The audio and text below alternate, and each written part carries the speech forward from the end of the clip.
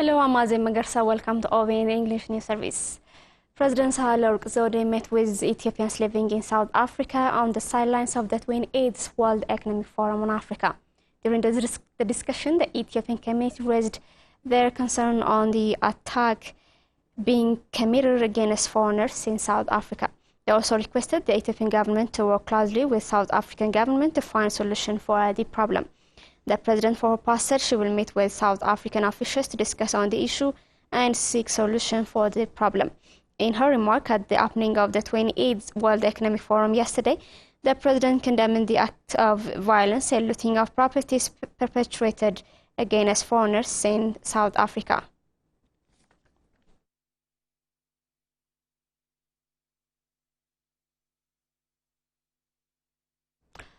Meanwhile, President Sahle-Work Zewde said Ethiopia is working to address youth unemployment. She made the remark during the Reversing the Youth Unemployment Crisis session at the World Economic Forum on Africa, which was launched in Cape Town, South Africa.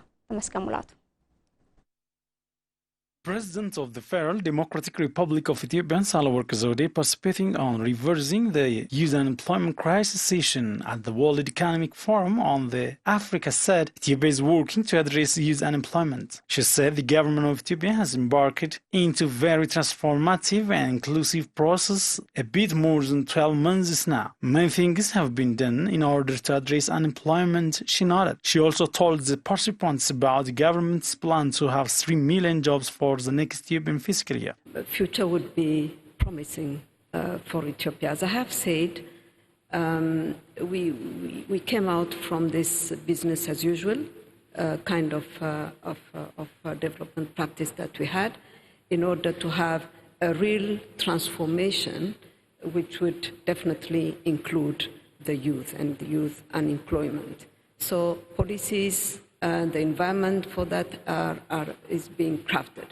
Now, Ethiopia is a latecomer in this demographic transition and so on. We have a huge young population. So I think we have reached the time, as the scientists say, on this demographic dividend, where we have reached the stage where opportunities would be, outweigh the challenges. So this is what... Addressing a session held under the theme Working Towards Peace, the president highlighted the key role that women can play to maintain peace in the continent. I can tell you very honestly, we have to change the way we do business. This we have to accept. I think we have what it takes to change the situation within our countries and beyond, within our continent, but we definitely have to change the way we are addressing serious issues, and especially like this one. Yes, I think this is what we should be doing. In Ethiopia, we are reviewing the curriculum. We have a new roadmap on education, which is under discussion. We have challenges around it, but nevertheless, this is what we should be doing. And as I have said, the education we give should be really matching the need of the country. I don't think we need many PhDs and so on. We have amazing young Ethiopians, and I refer to a woman who is involved in this artificial intelligence, but she started at the age of 9. I don't know why she should be going until PhD. So we have to review the whole thing, and it has to match the need of the country. This is what we are doing currently. The 28th World Economic Forum is being held under the theme Shaping Inclusive Growth and Sharing Future in the Fourth Industrial Revolution. Minister of Foreign Affairs Gadu Andargacho urged ambassadors to contribute their part to support Children's Cardiac Center in Black Lion Hospital. Foreign Affairs Minister Gadu, ambassadors and heads of missions visited the Children's Heart Fund of Ethiopia at Black Lion Hospital. Ethiopian Cardiac Center was established 30 years ago with the initiative of Dr. Belay Abegaz. Ethiopians who are ambassadors to different countries have visited the cardiac center that would enable them to raise funds. Deputy Coordinator of Ethiopian Cardiac Center Medical Board, Salamawit Bekele, urged the ambassadors to negotiate foreign donors on ways of supporting the center. The center do have scarcity of finance and medical equipments, so you have to promote the center in the countries that you are serving as ambassadors to solve the problem of the center for once. Medical director of the center, Dr. Helen Befukadu, noted that more than 5,000 children are ready for cardiac surgery right now, and 7,000 others are waiting their turn. Supporting the center is all about supporting the country. Most of our community do not have the capacity to send their children to overseas for medication. So we have to capacitate the center to save plenty of life. Foreign Affairs Minister Gaddu Andargacho, for his part, urged the ambassadors to do their best in supporting the center. If we take the initiative, it is possible to bring the support. Especially, we expect a lot from ambassadors of Western countries. So, you have to do your best. The center, Dr. Belaya Abegaz pointed out that individuals should contribute what expected from them through their life.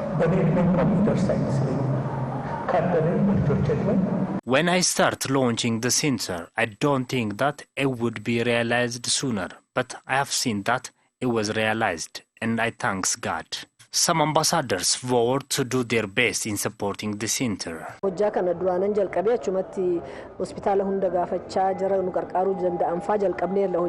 I have already started to raise funds for the center. I think we would bring good fund for the center soon. Special Envoy of Prime Minister Dr. Abiy Ahmed to Sudan, Ambassador Mohamed Idris, said the engagement of Ethiopia in restoring peace and stability in Sudan has demonstrated its commitment to stabilizing the region. Mukhtar Haji. Special Envoy to Sudan, Ambassador Mohamed Idris, said the engagement of Ethiopia in the peace process was a vital task that has been undertaken with dignity, professionalism and honesty. Ethiopia did not go to Sudan with prescribed solution, the Special Envoy said, adding that what we have done was listen to the people of the Sudan, to their worries, concern, their desire and aspiration to realize democracy and peaceful transition to civil administration. According to Special Envoy Ambassador Mohamed, Sudan trusted in Ethiopia and has genuine feeling that Ethiopia alone could be the mediator that has no hidden interest and agenda. Asked about the current Prime Minister, Abdullah Hamdok, he stated that Hamdok is a man of integrity and a man who believed in the Sudan and who has continually been engaged in this region as well. He is the right person with the right caliber to take Sudan through this very critical moment of transition. Furthermore, he expressed his appreciation to the local community and leaders who have supported them in the process to understand the nuance of the Sudanese contradiction and political conflict. The Special Envoy pointed out that the region passing through a difficult moment has seriously challenges of peace and stability, but is a region with a great potential in the youth, which comprise 70% of the population of the region. Special Envoy Ambassador Mohamed underscored that the aspiration and ambition of this generation for democracy is immense, and there cannot be stability and economic transformation without responding to this value, without taking into consideration the huge masses of youth. He added that the countries in the region should be engaged as partners and as people who share a common destiny at this historic moment. Ethiopia will host the International Textile Machinery Exhibition Africa 2020 from February 14 to 16 next year. Organized by the Indian International Textile Machinery Exhibition Society, the exhibition will be held in Finfinne after the nation was selected because its textile industry shows significant growth within the continent. India International Textile Machinery Exhibition Society is a non-profit organization established in 1980 to support and serve the textile engineering industry through exhibitions, events, trade promotion services, education scholarships, students placements, and consultancies. International Textile Machinery Exhibition Society Africa 2020 will have at least 220 exhibitors and pavilions from China, India, Italy, the United Kingdom, Switzerland, Turkey, and other African countries, in addition to the host, the organizing committee board.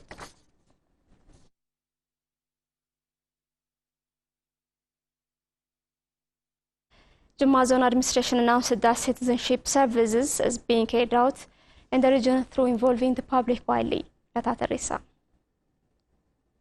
Jimma Oromos who live in the United States of America have built additional 4 classes to Hawi Gudina School in Jimma town of Oromia Regional Estate. They handed over the building to the surrounding community along with extending their heartfelt gratitude to the donors. The community said such good deeds should be continued.